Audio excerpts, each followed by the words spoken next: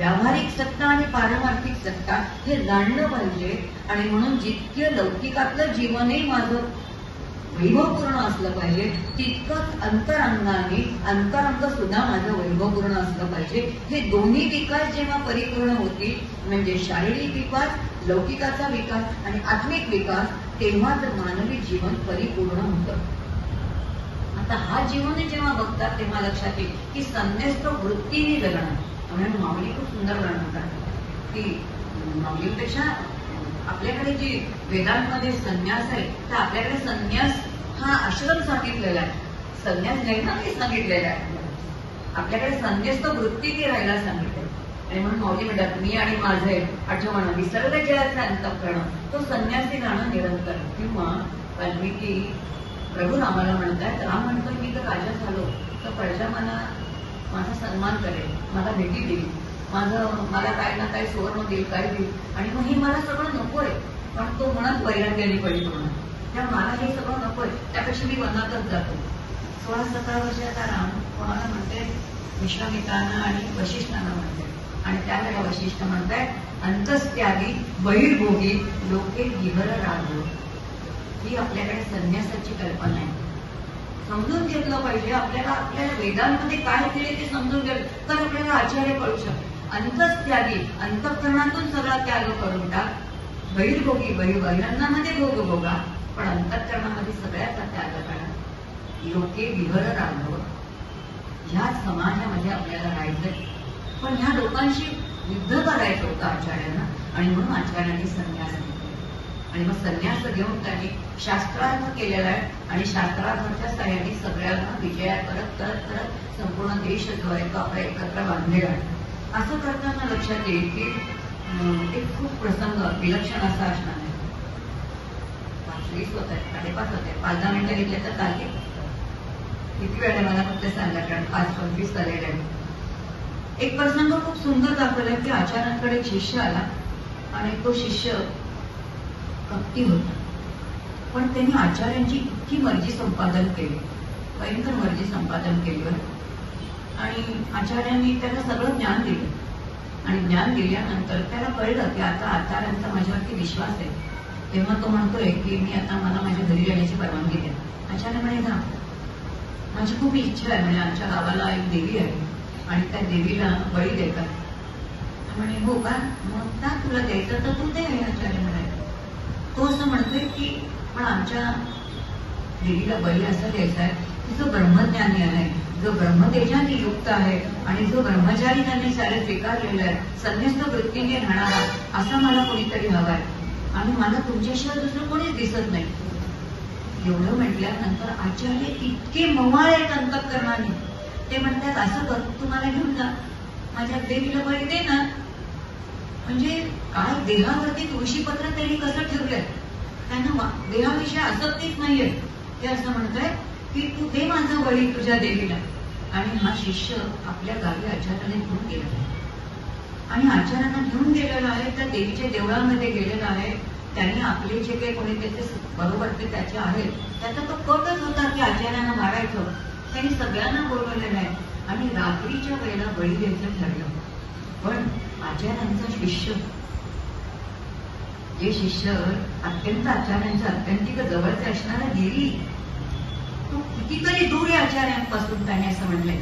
आणि त्याचं कुलदैवत कोणतं होतं तर नरसिंह त्याचं कुलदैवत होतं. अखंड तो आचार्यांशी सरलत नाही.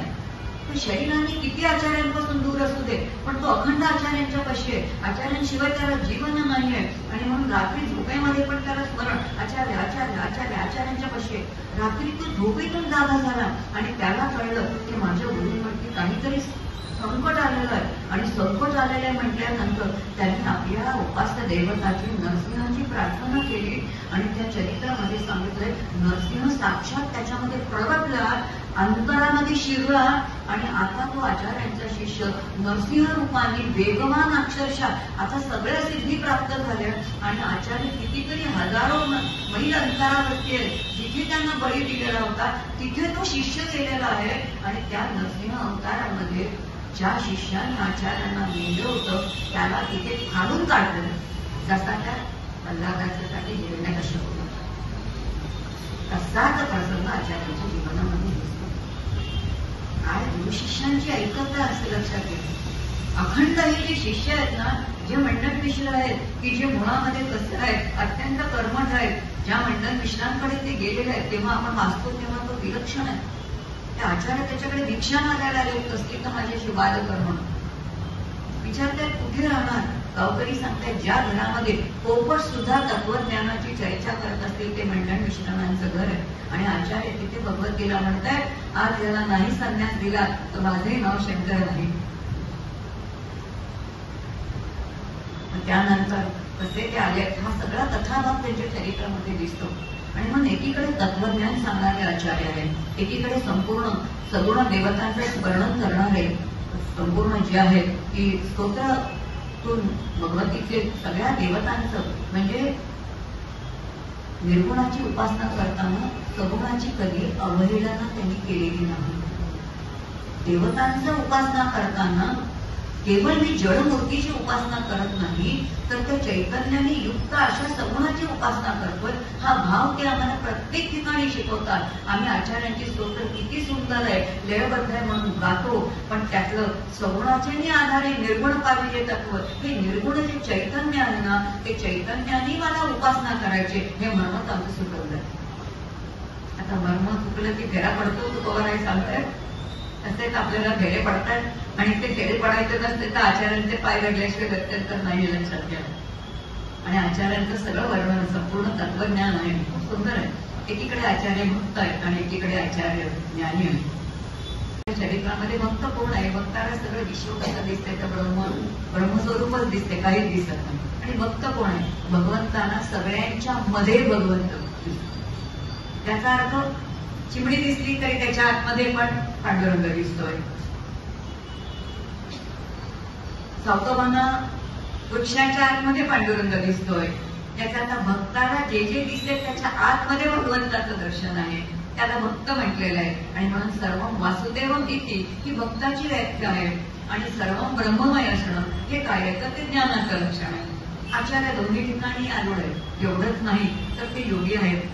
म्हणून सौंदर्य लहरीमध्ये बघितलं तर श्रीयंत्रासारखी उपासना सांगताना आचार्यांनी दत्तावतारांचे स्तोत्र वर्णन केले, किती सुंदर आहे. ज्याच्यामध्ये ते मूलाधार चक्राच्या ठिकाणी काय आहे, मग त्यानंतर अधिष्ठान चक्र म्हणजे काय आहे, त्याच्यानंतर मणिपूर चक्र काय, त्याची बीजमंत्र कोणते आहे, त्याचे रंग कोणते आहेत, आणि मग सगळं एक एक करता विशुद्ध चक्रापाशी आल्यानंतर मग त्याचा बीजमंत्र कोणता, मग त्याच्यानंतर आज्ञाचक्र त्याचा बीजमंत्र कोणता, त्याचे रंग कोणते, मग त्याच्यानंतर असणारं सहस्राधार चक्र, हे सगळं वर्णन. म्हणजे एक योगी दोन्ही अनुभव आचार्य तितक्याच समर्थपणे आपल्याला देतात.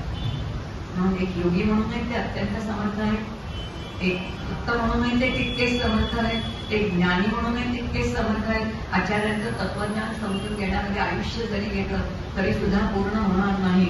आणि म्हणून एक जरी आपण रज्जू सर्प एक दृष्टांत जरी आपण आपल्या जीवनामध्ये समजून घेतला की विश्व कसं आहे, माझा देह सुद्धा कसा आहे, तर रज्जू सर्पाप्रमाणे त्यासारखं शरीर ज्याला मी समजते हे खरं मी नाही, त्याच्या आतमध्ये खाली मी कोणीतरी वेगळी आहे, एवढं जरी कळलं तरी मला वाटतं आचार्यांचं तत्वज्ञानाचं सार्थक आहे. आणि हे सार्थक काय आहे, कारण तत्वज्ञानी जगण्यासाठी ते मीमांसा करायला शिकवतो.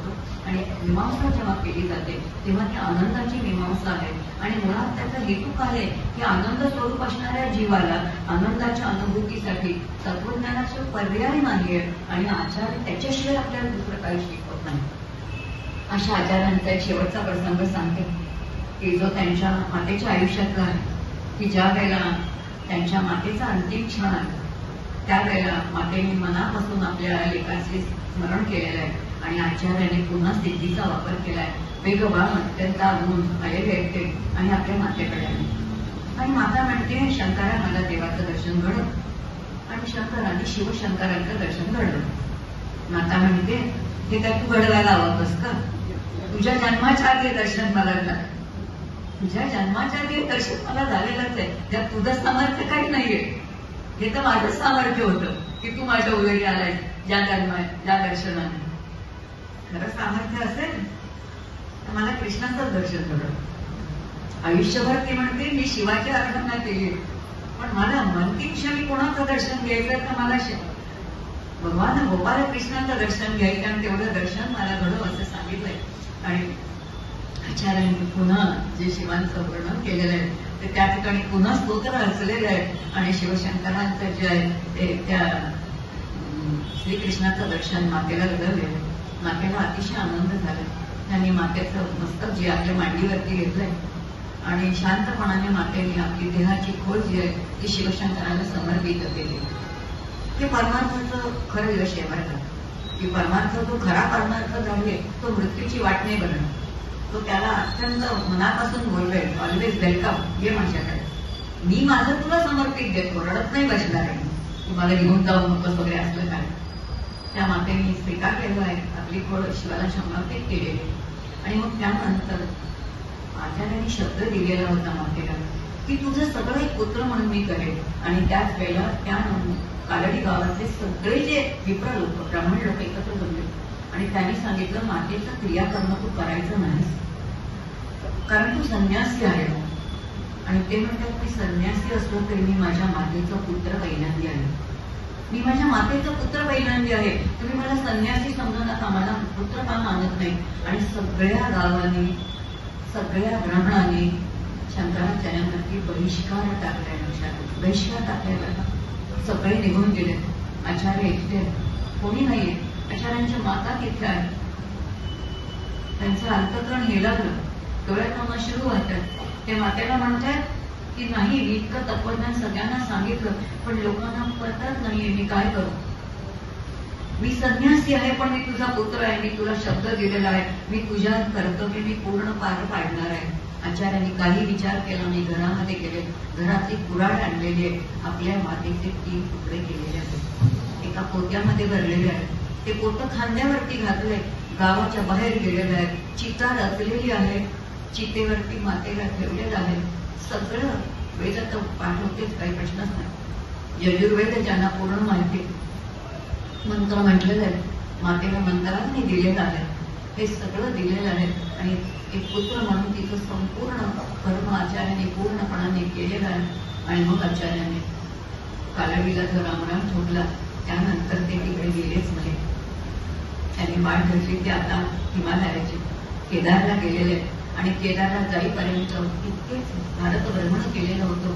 अनेक शिष्य राष्ट्र बंधणीचं काम केलेलं होतं. राष्ट्र एका सूत्रामध्ये, भगवत भक्तीच्या सूत्रामध्ये बांधलेलं होतं.